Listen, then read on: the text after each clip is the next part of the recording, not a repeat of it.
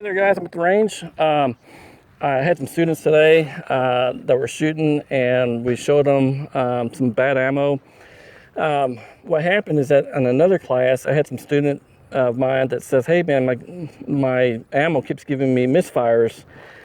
And so I did not learn about it until after the class was already done. So I checked into it. He had this much ammo left. He had about a half a box.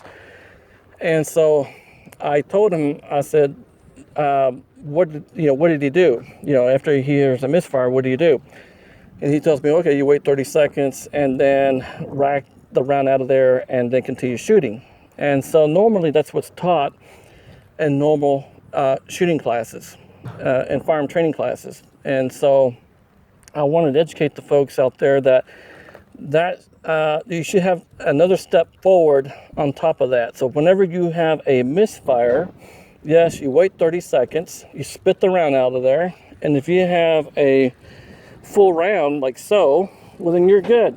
There's nothing wrong with that. And you always check the primer, see if it's been hit. If it's been hit, don't use it. If it hasn't been tapped or anything, it's your discretion if you'd like to reuse that cartridge.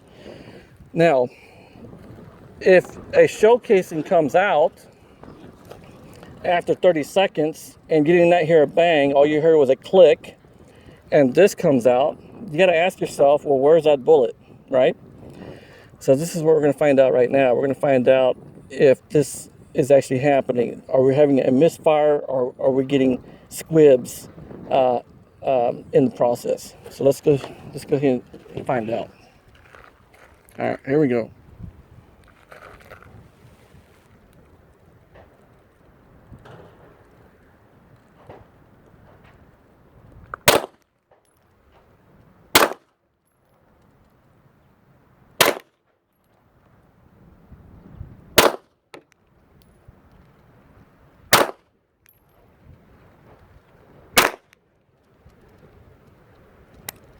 All right, there goes a click.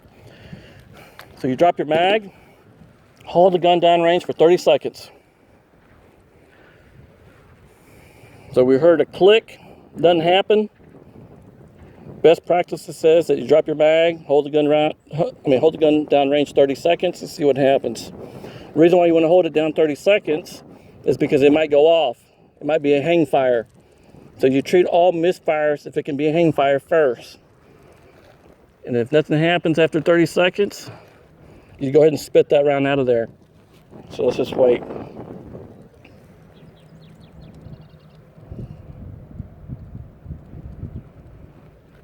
Okay. It's about 20 something seconds, maybe almost 30 seconds or whatever.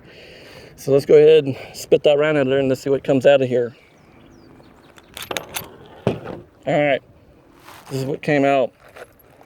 So all we heard was click, nothing happened, and then a shell casing comes out. So you got to ask yourself, okay, where's that bullet, right? So what happens is that most people, when they hear that click, and they wait their 30 seconds, they spit the round out, but they don't watch what's coming out, and so they just rack another round in there, and then they pull the trigger, and then the gun explodes. So before we do that, we're not going to make the gun explode, but before we make sure there's another round going into the chamber, we got to check that barrel. So let's break the gun apart. There's two ways to do this. Actually, there's a bore light you can put through the barrel, okay, and run the light and check to see if there's light coming through, or just break the gun apart and see what's going on inside that barrel.